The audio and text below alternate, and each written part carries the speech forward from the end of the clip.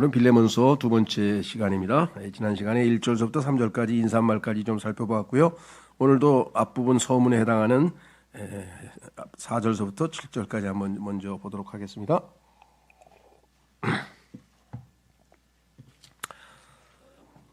예, 말씀드린 것처럼 빌레몬서라고 하는 이 짧은 서신이 왜 바울 서신의 맨 마지막에 붙어 있을까?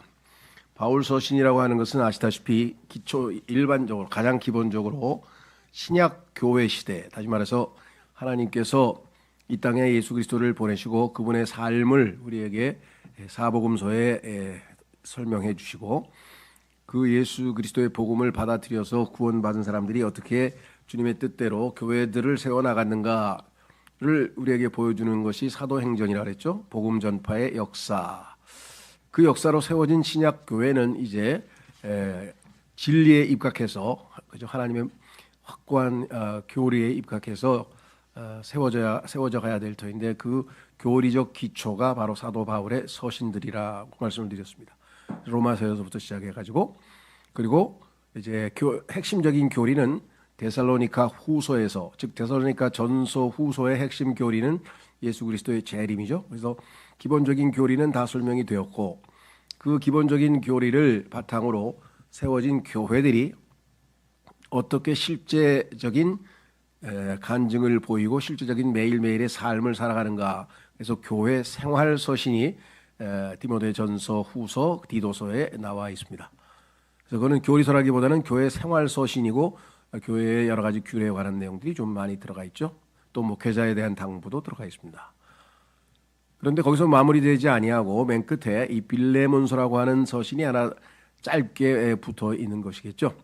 이것은 사도 바울의 모든 서신들이 우리가 잘 공부하고 소화해내게 될 때 실제적인 삶에서 어떻게 될 것인가. 그것은 바로 사랑의 실천이라고 하는 것이죠. 그래서 빌레몬이라고 하는 한 성도가 사도 바울의 권고를 받아들여서 어떻게 자신에게 크게 해코지를 한 그 소위 말하면 종인 한 사람을 그리스도 안에서 형제로 받아들이게 되는지, 그 놀라운 사랑의 실천에 대한 이야기가 이 빌레몬서에 들어가 있고, 이에 대해서 우리는 단순히 그것뿐만 아니라 예수 그리스도께서 우리를 위해서 해 주신 바로 그것, 사도 바울이 만약에 오네시무스가 너에게 진 모든 빚이 있다면 그것을 내 계좌로 다 옮기라. 그 얘기는 예수 그리스도께서 우리의 죄값을 대신 치르신 그 복음의 핵심 교리도 거기에 담겨 있다라고 하는 것을 우리가 좀 염두에 두시고, 오늘 1절서부터 3절 먼저 읽고 오늘은 4절서부터 좀 강해하도록 하겠습니다. 예수 그리스도의 속박된 자인 바울과 우리의 형제 디모데는 우리의 진심 어린 사랑을 받는 자이자 동료 일꾼인 빌레몬에게 편지하노라. 또한 우리의 사랑받는 아비아에게, 그리고 우리의 동료 군인 아르키푸스와 너희 집에 있는 교회에게 편지하노라. 우리 아버지이신 하나님과 주 예수 그리스도로부터 은혜와 평안이 너희에게 있기를 원하노라. 지난번에 여기까지 좀 살펴봤고요. 오늘은 4절서부터 내가 나의 기도들에 항상 너를 언급하면서 하나님께 감사하노니. 여기에서 정말 우리 마음에 제일 먼저 와닿는 단어는 뭐냐면 항상이라고 한 표현이네요. 그렇죠? 정말 이 골로새 교회에서 만나서 한 형제로 잘 지냈던 그 빌레몬이라고 하는 한 형제에 대해서 항상 기도를 했다, 이렇게 이야기를 하고 하나님께 감사했다. 왜냐하면 여러 가지 좋은 소식들, 본이 되는 신앙생활, 그렇죠? 사도 바울에게 양육받은 대로 열매 맺는 삶, 뭐 등등등이겠죠. 그렇죠? 예, 참 기도의 본이 되는 사도 바울인데요. 한 구절을 좀 살펴보겠습니다. 사무엘상에 가면은 사무엘의 고백 중에서도 기도에 관련된 고백이 하나 있습니다. 사무엘상 12장으로 가보시면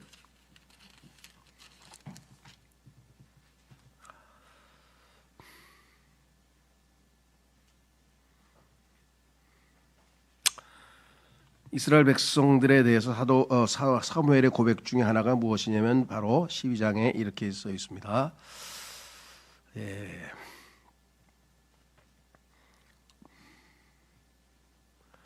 23절에 이뿐만 아니라 나로 말하자면 내가 너희를 위하여 기도하기를 중단함으로써 주를 대적하여 죄를 짓는 것을 하나님께서 금하시기를 바라노라. 오히려 나는 너희에게 선하고 옳은 길을 가르치겠노라.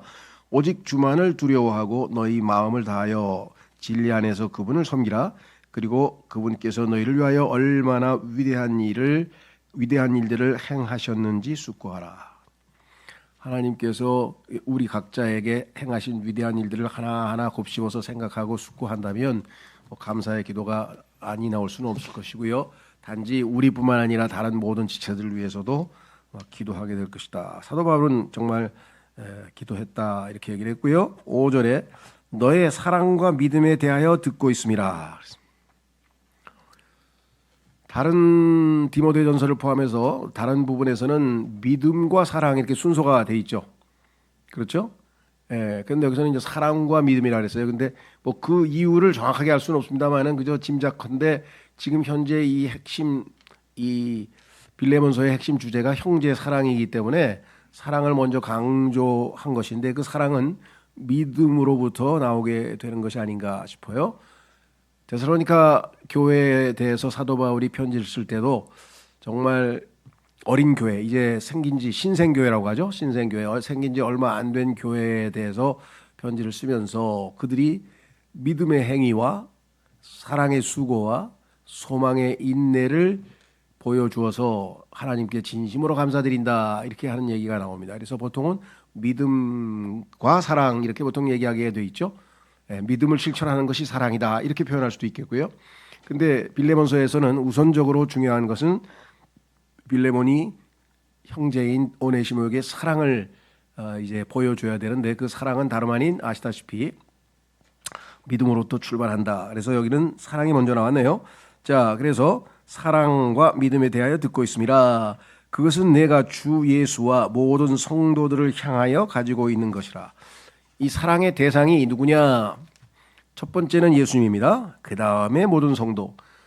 이게 아주 중요합니다. 왜 이렇게 중요한가? 이거는 예수 그리스도께서 정하신 순서이기 때문에 그렇고요. 만약에 주 예수를 향한 사랑이 빠져 있는데 모든 성도들 향해서 사랑을 갖고 있을 때에는 잘못하면 왜곡된 사랑, 잘못하면 인간적인 사랑, 그저 동정심에 불과할 수도 있다라고 하는 것이기 때문에 그렇죠. 자, 예수님께서 뭐라고 말씀하셨는가? 아시다시피 여러분 그 계명에 대해서 질문을 받고 어떤 게 제일 큰 계명이냐 이렇게 질문했을 때 분명하게 말씀하시기를 예수님께서는 주 내 하나님을 마음과 혼과 생각과 힘을 다하여 사랑하라. 그리고 이제 두 번째 큰 계명은 내 이웃을 내 자신과 같이 사랑하라 이렇게 말씀하셨죠. 그러니까 하나님을 사랑하는 사랑이 먼저 있을 때 그 사랑으로 이웃을 사랑하는 것이 하나님 보시기에는 순수한 사랑이고 하나님이 기대하시는 사랑인데 그렇다면 인간적인 사랑은 나쁜 건가? 나쁜 건 아니겠죠. 당연히. 그런데 실제적으로 그 인간적인 사랑이 오염된 사랑이기 때문에 언젠가는 문제를 일으키게 되어 있다는 거죠.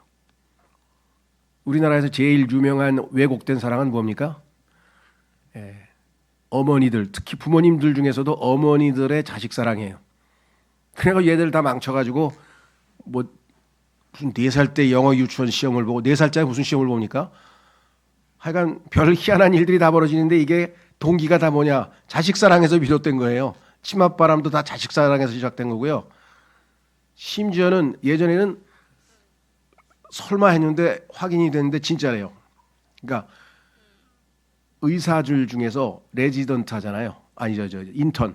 그러면 벌써 대학 졸업하고 의사 자격증을 가지고 있는 사회인이고 이제 인턴이면은 이제 바로 병원을 개업해도 되고 아니면은 전문의가 되기 위해서 이제 레지던트 과정을 거쳐서 전문의가 될 텐데 이제 무슨 과를 가느냐가 중요한 거 아니에요, 그렇죠? 대학도 그렇듯이 그럼 뭐 외과를 가냐, 내과를 가느냐, 뭐 피부과를 가느냐. 이거를 교수한테 청탁하기 위해서 부모들이 온다는 거예요. 자기 아들 레지던트 무슨 과를 가는지 그거를 교수한테 와서 청탁하는 부모들이 늘어나기 시작해가지고 교수들이 지금 골치 아파 죽겠다는 거예요. 그래서 내가 예? 설마요? 그랬는데 진짜라는 거예요. 그래서 내가 야 이건 그래서 제가 K 사랑이라고 이름을 붙였어요. K 사랑. 잘못된 사랑. 한국 어머니들의 사랑, K 사랑. 이거는 본받지 마시오. 참 해도 너무한 것 같아요. 자, 여러분들 공산주의가 왜 나쁩니까? 가난한 사람 사랑한다는데 자기 희생을 해서 가난한 사람 위해서 인생을 바치고 노동운동을 하고 전태일도 있고 뭐 하여간 많잖아요. 근데 그 사람들이 결국 인간들을 이롭게 한 것이 있겠습니까? 공산주의자들 지금 공산정권 세워서 누굽니까? 푸틴하고 김정은이만 배부르고 그 공산 당원들만 배부르고 잘 먹고 잘 살지 나머지 사람들은 다 그냥 겨우 생존하게 비참하게 만들어 놨잖아요. 이게 다 뭐예요? 하나님의 사랑이 빠져 있기 때문에. 그래서 하나님의 사랑이 우선이 되고 그 다음에 그것이 근거로 해서 이웃을 사랑해야 진정하고 순수한 사랑이 될 수 있다. 그 성경에 보면은 주 예수를 향해 여기 나와 있죠. 5절에 지금 예수와 모든 성도들을 향하여 가지고 있는 사랑인데 그러면 예수님을 사랑한다는 걸 뭘로 입증합니까? 확인해 보겠습니다. 요한복음 14장 15절. 요한복음 14장 15절에 보면은 예수님께서 말씀하시기를 예수님을 사랑한다, 하나님을 사랑한다고 하는 것은 실천적인 모습으로 표출돼야 되는데 그것이 뭐냐? 요한복음 14장 15절. 요한복음 14장 15절 말씀. 너희가 나를 사랑한다면 나의 명령들을 지키라. 23절. 예수님께서 그에게 대답하여 이같이 말씀하셨느니라. 만일 어떤 사람이 나를 사랑한다면 그는 나의 말들을 지킬 것이요 나의 아버지께서 그를 사랑하실 것이라. 그리고 우리는 그에게로 와서 우리가 거하는 곳이 그와 함께 있게 하리라. 이렇게 말씀을 하셨죠. 그렇죠? 예, 그래서 예수님을 사랑한다고 하는 것의 개념이 여기 나와 있고요. 하나님께서 말씀하시는 사랑은 감정적인 사랑이 없다는 건 아닙니다. 포함되지만 감정적인 사랑에 머무는 것이 아니라 항상 의지적으로 주는 사랑이죠. 하나님께서 세상을 이처럼 사랑하사 독생하신 아들을 주셨다 그랬잖아요. 독생자를. 그렇죠? 예. 주는 사랑, 성도의 사랑 그렇습니다.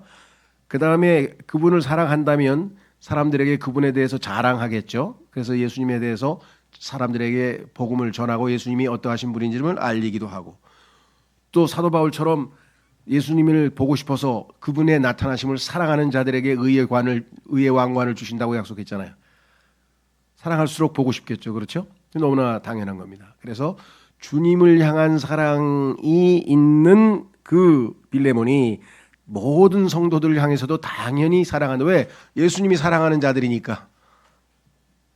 예수님이 사랑하는 자들이니까 당연히 사랑하게 되겠죠. 자, 그래서 우리는 이제 5절 그다음에 6절로 가겠습니다. 예, 그래서 사랑과 믿음과의 관계에서 말씀을 드렸고 그 사랑은 주님을 향한 사랑이 첫 번째다.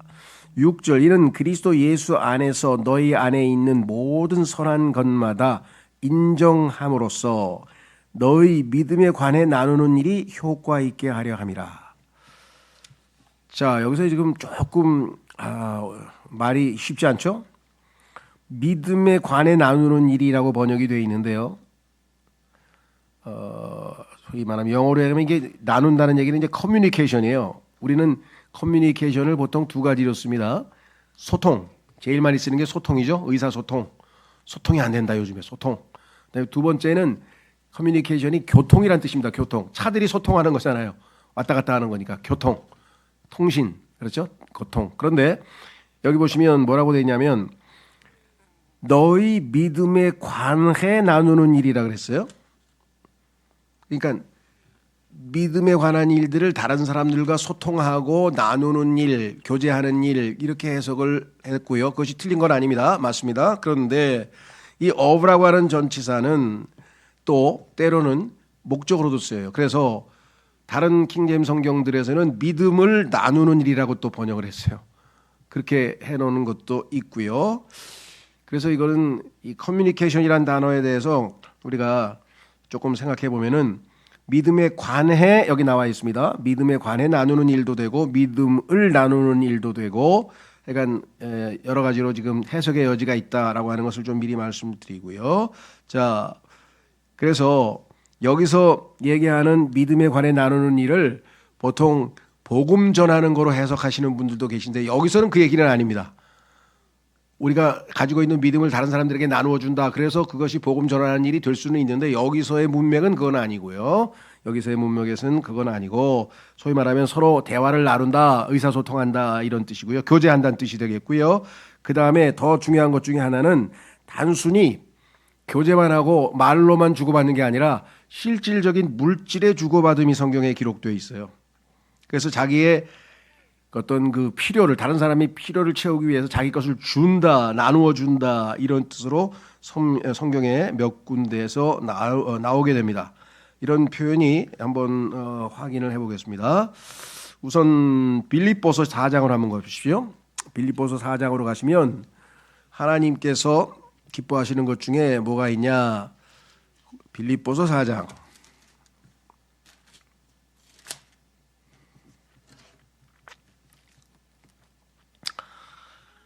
빌립보서 4장에 가면은요 무슨 얘기가 나오냐면은 커뮤니케이션이란 단어가 하나 나오는데 14절에 이렇게 되어 있습니다. 그래도 너희가 나의 고난에 함께 참여하였으니 너희는 잘하였도다. 그래서 이때 고난이라고 하는 것은 12절에 나오는 물질적인 궁핍입니다. 물질적인 궁핍을 겪고 있는 바울을 물질적으로 커뮤니케이션, 다시 말해서 나누어 줬다, 주었다. 그렇게 해서 우리는 이 의미가 성경적으로 정확하게 설명이 되어 있는 것을 보게 되고요. 또 한 군데 찾아보겠습니다. 디모데 전서 6장으로 가면 이 커뮤니케이션 단어가 또 거기에 써 있어요. 그래서 이 커뮤니케이션이란 단어는 성경적으로 보자면은 일반 사회에서 사용되는 것보다는 훨씬 더 깊이 있게 또 다양하게 사용되고 있다. 정말 요즘 사회에 뭐라고 표현해야 하나요? 요즘 사회를 불통 사회라고 합니다. 불통. 말이 안 통해. 불통. 완전히 양쪽 다 극단적인 생각들을 갖고 있기 때문에 이게 통하지 않아요. 그렇죠? 부모 자식 간에도 의사소통이 안 되고 형제들 사이에도 의사소통이 안 되고 친구들 사이에서도 말이 안 통하고 말이 안 통한다는 얘기를 우리 엄청나게 하죠. 그러니까 통한다는 것이 커뮤니케이션인데 자 커뮤니케이션도 사랑의 수단 중에 하나죠. 사랑하는 사람들은 가만히 얼굴만 쳐다보고 있는 건 아니잖아요. 대화를 하잖아요. 주고받잖아요. 그렇죠? 그래서 성경에 보면은 하나님이 삼위일체 하나님이시기 때문에 서로 사랑하실 수 있어요. 사랑은 대상이 있어야 되잖아요. 근데 다른 종교는 신이 삼위일체가 아니야. 그렇기 때문에 사랑을 할 수가 없어. 대상이 있어야 사랑을 하지. 그 다음에 커뮤니케이션도 마찬가지예요. 누군가 대상이 있어야 주고받죠. 그래서 삼위일체 하나님은 서로 사랑을 주고받고 생각도 주고받고 그렇죠. 얼마나 놀랍습니까? 그래서 이 삼위일체 하나님이 아니고서는 인간의 근본적인 문제인 사랑과 소통의 문제를 해결할 수 없다라는 것을 우리가 좀 염두에 두시면 좋을 것 같고요. 디모데전서 6장 18절로 가시면 이렇게 써 있습니다. 우선은 이제 부자에 대한 얘기인데요. 17절부터 이 세상에서 부유한 자들에게 명하여 그들로 하여금 높아지려는 생각을 품지 말고 돈 있는 사람은 자기도 모르게 높아지려고 됩니다. 그렇죠? 자기도 높아지려고 하고 주변에 있는 사람들도 자꾸만 그 사람을 높여요. 불확실한 재물들을 신뢰하지도 말며 이 말씀을 꼭 기억하셨으면 좋겠어요. 부자이신 분들은 왜? 재물은 확실한 게 아닙니다. 전도서에 보면은 언제 날아가 버린 날이에요. 이 물질은 날아가 버린 날이었어요. 휘발성이 강해가지고 날아가 버려. 그러니까 여기 나와 있는 것처럼 불확실한 재물들을 신뢰하지 않고 그래서 부자들이 하늘나라에 들어가기가 어렵다. 천국에 들어가기가 하늘의 왕국에 들어가기가 어렵다고 예수님이 말씀하신 것은 물질을 재물을 신뢰하기 때문이라고 성경에 말씀하셨잖아요. 자, 세 번째, 다만 살아계신 하나님을 신뢰하게 하라. 중요합니다. 그분은 우리에게 모든 것을 부유하게 주시어 항유하게 하는 분이시라. 하나님께서 물질을 많이 주셨다 나한테. 그러면 그것을 향유토록 다른 사람들에게 나누어 주는 것이 마땅한데 여기 나와 있죠. 이는 그들로 하여금 선을 행하고 여기 나와 있네요. 자원하여 베풀며 그다음에 뭐랬어요? 기꺼이 나눠주게 하며 이 나눠준다고 하는 단어가 바로 뭐냐? communicate. 나누어준다는 얘기가 바로 communicate라고 합니다. 그러니까 단순히 마음만 주고받는 게 아니라 물질도 주고받는 것. 형제들끼리는 커뮤니케이션을 잘해야 되는데 소통을 잘해야 되는데 단순히 말로만 주고받고 기도만 주고받고를 넘어서서 실질적인 물질적 주고받음도 얼마나 소중한 커뮤니케이션인지 모른다라고 하는 사실 우리가 꼭 기억하자라고 하는 것을 말씀을 좀 드리고요. 자, 그다음에 이제 우리는 7절 형제여 이는 우리가 너의 사랑으로 말미암아 크나큰 즐거움과 위안을 얻었기 때문이니. 사도 바울이요 그냥 즐겁고 막 위로를 얻어요. 위안을 얻고 그렇게 복을 누렸어요. 왜? 빌레몬이라고 하는 한 형제가 보이는 삶을 보니까 그 간증이 너무나 아름다운 거예요. 주님께서 저 형제를 저렇게 참 덕이 되는 삶을 살게 하시는구나 라고 생각하면서 여기 나와 있죠.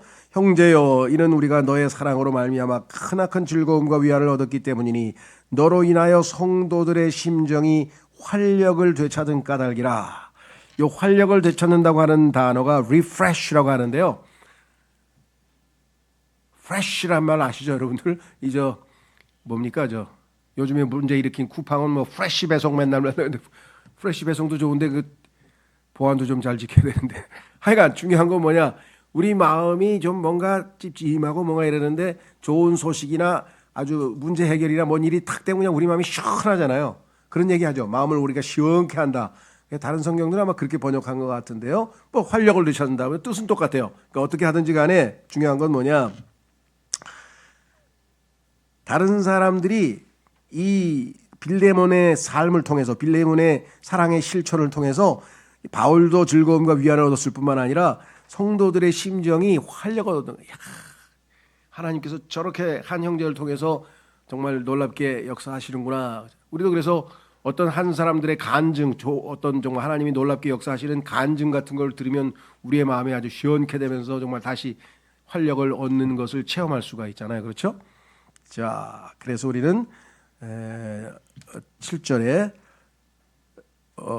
그 활력을 되찾는다 이 표현, 다른 사람 나의 행동을 통해서 다른 사람의 어떤 마음이 시원하게 되는, 야, 참 뭐 요즘에 뭐 사이다 발언이라 그러는데 그런 쓸데없는 사이다 발언 같은 거 말고 실제적인 삶을 통해서 야, 하나님께서 정말 놀라우시구나 하는 그런 마음의 시원함을 느낄 수 있는 그런 신앙생활을 했다 이거죠. 이것이 바로 빌레몬의 삶이었습니다. 8절 이런 이유로 내가 그리스도 안에서 매우 담대하여 너에게 합당한 것을 일러서 시킬 수 있지만 그럼에도 사랑으로 인하여 내가 오히려 너에게 간청하노니 나 바울은 나이 많은 자로서 그리고 지금도 예수 그리스도의 속박된 자로서 간청하노라. 자, 사도 바울이 원래 하고 싶은 얘기는 바로 이거예요. 뭔가 부탁이 있어서 하려고 했는데 앞부분에 인사말을 했어요. 야, 이거 고도의 수법 아니야? 이렇게 오해하실 수도 있어요. 야, 요거 이게 뭔가 부탁을 해야 되는데 처음부터 야 부탁 좀 하자 그러면 안 들어줄 거니까 그냥 좀 사탕 말림으로 그냥 막 아첨을 한 게 아닌가. 참 뭐 세상적인 방식으로 보면은 커뮤니케이션의 스킬이에요. 세상적인 마음으로 보자면, 세상적인 그 어떤 전략으로 보자면. 그러나 사도 바울은 워낙 마음이 순수한 사람이기 때문에 그야말로 순수한 관점에서 우리는 봐야죠. 그리고 세상 사람들도 배울 수 있어요. 왜? 야, 사도 바울이 본론 꺼내기 전에 앞에서 정말 상대방의 마음밭을 부드럽게 만들어서 자기가 얘기한 요청을 들을 수 있고 받아들일 수 있도록 준비를 했구나. 그런 면에서는 또 배울만 해요. 뭐 그걸 나쁘다고 생각 안 해요. 그러나 사도 바울은 그렇게 계산하고 사는 사람은 아니고요. 하나님이 주신 지혜입니다. 이거는 위로부터 내려오는 순수한 지혜예요. 순수한 지혜가 아니고 세상의 지혜는 계산해. 가만 있어봐. 얘한테 부탁을 하면 벌써 딱 너 하고 벌써 탁 반색을 할 텐데 이걸 어떡하지? 야, 이놈이 칭찬에 약한데 내가 좀 칭찬해가지고 마음을 살살 녹여가지고 뭐 요렇게 했을 수도 있는 거예요. 그렇게 아마 세상 사람들이 성경을 읽고 그렇게 했을 수도 있어요. 근데 여기서는 바울은 그런 건 아니고요. 지혜롭다 이거죠. 하나님 주신 지혜인데요. 자, 뭐라고 얘기했느냐? 이런 이유로 너에 대해서 좋은 간증을 듣고 얼마나 많은 사람들이 마음이 시원하고 나는 즐겁고 기쁘다. 그렇기 때문에 내가 너를 알기 때문에 그리스도 안에서 매우 담대하여 내가 담대하게 너에게 합당한 것을 일러서 시킬 수 있지만 계기는 뭐냐? 내가 너하고 같이 골로새 교회에서 있을 때 많은 가르침을 주었고 영적으로도 많이 도움을 주어서 네가 이렇게 영적으로 잘 성장을 했으니 내 도움을 많이 받은 사람 아니냐? 그러니 이번에 나의 부탁을 받아들이라. 이렇게 일종의 명령도 할 수 있는 위치지만 내가 맞는 말이죠. 근데 그렇게 안 하겠다 이거예요. 뭐라고 했냐? 너에게 합당한 것을 일러서 시킬 수 있지만, 야, 내가 오네시무스 보내니까 그리스도 형제로 받아들여라. 이것은 내가 너에게 그간 해준 것을 네가 생각하면 뭐 그게 부담 갖지 말고 하는 게 옳지 않겠어? 뭐 이렇게 직설적으로 얘기할 수도 있었으나 이 얘기입니다. 그래서 뭐라고 그랬어요? 이런 이유로 내가 그리스도 안에서 매우 담대하여 너에게 합당한 것을 일러서 시킬 수 있지만, 이렇게 분명하게 얘기했죠. 그러니까 이제 8절서부터 본론으로 들어가는 거예요. 본론은 핵심은 하나예요. 어떻게 하면 빌레몬이 이제껏 삶에서 보여준 그 사랑으로, 그리스도의 사랑으로 자기에게 큰 해악을 끼치고 손해를 끼치고 도망을 친 그 종을 그리스도 안에서 다시 형제로 받아들여서 그에게 그리스도의 사랑을 베풀 수 있겠는가? 요게 지금 핵심 포인트인데, 이 핵심 포인트를 지금 8절서부터 지금 설명하기 시작하는 거죠. 자, 그래서 내가 너에게 직접적으로 이렇게 받아들여라 이렇게 얘기할 수도 있지만, 그런 얘기죠. 자, 그래서 이제 그 이유를 얘기하는데 뭐라고 얘기하느냐? 그렇게 안 하겠다 이거죠. 뭐라 했냐? 그럼에도 사랑으로 인하여, 내가 너를 사랑하고 네가 나를 사랑하고 우리가 주님을 사랑하니까 그 사랑으로 인하여 해야지, 의무감에서 하거나 명령에 의해서 하거나 위압감에서 해서는 안 된다 이거죠. 그래서 뭐라고 했느냐? 내가 오히려 너에게 간청하노니, 부탁한다. 이 간청한다는 말은 정말 간절히 좀 요청한다 이 말이죠. 간청하노니 뭐라고 했습니까? 나 바울은 나이 많은 자로서. 실제적으로 두 가지가 있죠. 나이가 많다고 하는 것은 나이가 뭐 소위 말하면 이때쯤 되면 다 바울은 이미 60이 넘었을 텐데요. 어떤 사람은 뭐 70이라고 그러고 80이라고 모르죠. 하여간 나이가 들었다는 신체적인 나이에 대한 얘기가 되겠고요. 두 번째로는요, 우리가 영적으로 적용할 수 있죠. 왜? 성경에 보니까 영적으로 갓난아이, newborn babe, 갓 태어난 갓난아이, 그 다음에 어린아이, little children, 그 다음에 아이, children, 그 다음에 young man, 청년, 그 다음에 man, 어른, 그 다음에 아비, 그 다음에 elder, 장로, 그 다음에 사도 바울이 나이 든 자, 이렇게 해서 영적으로도 우리가 영적인 나이로 성경에 쭉 설명한 걸 보면 이 얘기가 사도 바울은 이걸 중이라 그러죠. 중이 뜻이 두 개예요. 그러니까 영적인 것, 육체적인 것 두 가지를 다 포함해서 내가 나이 든 자로서 얘기는 뭐냐면, 나이 들고 또 영적으로 성숙한 자로서 너보다 먼저 신앙생활한, 요즘 우리 한국식으로 하면 내가 너 선배 아니냐, 먼저 경험도 하고 한 선배니까, 뭐 이런 뜻이에요. 뭐라고 얘기했어요? 나이 많은 자로서. 그리고 지금도 예수 그리스도의 속박된 자로서 간청하노라. 아직도 나 주님 때문에 감옥에 가 있고 지금 있는 그런 처지지만 너에게 간청한다. 나의 아들 오네시무스를 위하여 내가 너에게 간청하노니 그는 나의 결박들 가운데서 내가 낳은 자니라.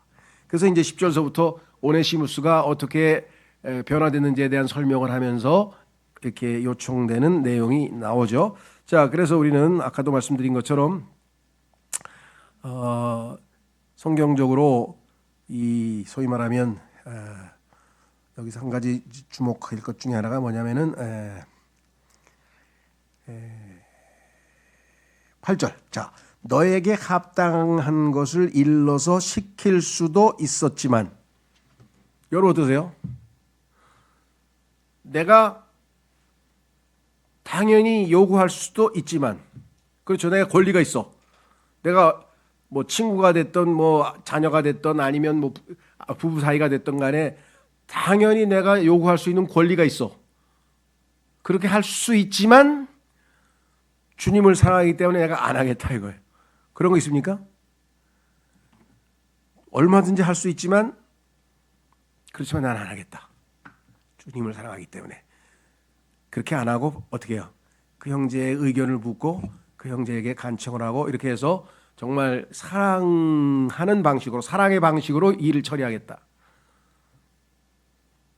성경에도 에베소서 4장 15절에 보면은 진리를 사랑으로 말하라 이렇게 되어 있거든요. 어떤 사람은 뭐예요? 하나님 말씀대로 안 한다 이거지. 그러면 막 야단치는 사람이 있어요. 그렇죠? 형들 왜 성경대로 안 하냐고 말이야. 왜 성경대로 안 합니까? 막 그러고 말해. 다 맞는 말이에요. 왜 성경대로 성경을 얘기했으니까.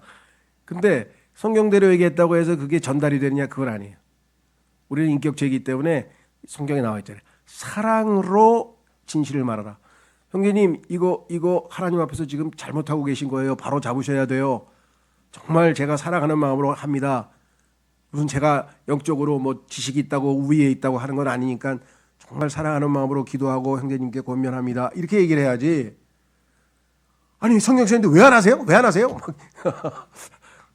과거에 이거 이런 예를 들어도 되나 안 되나 모르겠네. 하여간 뭐 여기는 우리끼리 그냥 모여 있으니까. 근데 이게 또 방송에 나가나? 뭐 나쁠 것도 없어요. 과거에 어떤 일이 있었냐면 우리 교회 이제 어떤 자매님 한 분이 영적으로 아직 어리고 온 지도 얼마 안 됐는데 멋을 좀 부려가지고 이렇게 그냥 소위 말하는 이제 미니 스커트를 입고 온 거예요. 하루도 아니고 이제 한 두세 번인 것 같아. 그러니까 이제 그 눈살을 찌푸리고 있는 분들이 많죠 지금. 어떻게 다른 데도 아니고 교회에 저렇게 옷을 입거나 막 이랬을 거 아니겠어요? 예.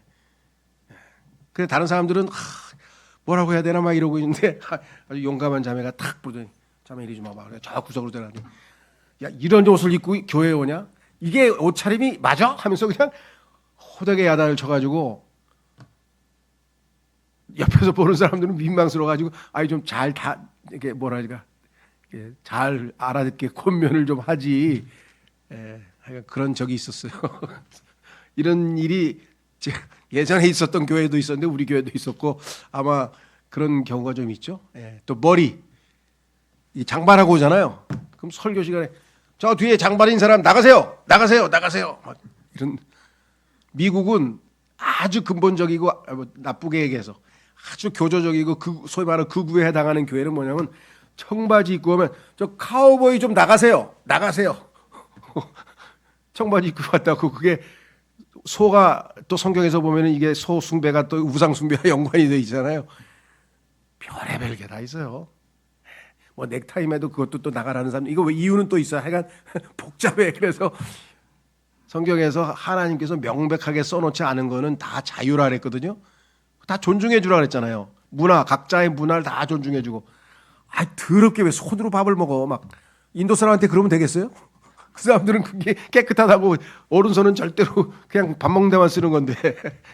하여간 좀 얘기가 좀 빗나갔습니다만은 할 수 있으나 내가 예수님 때문에 안 한 거가 많아질수록 영적으로 성숙한 거예요. 할 수 있지만 안 하고 내 권리를 예수님 때문에 포기하는 사람일수록 그게 바울이에요. 그래서 여기 써 있잖아요. 할 수 있어.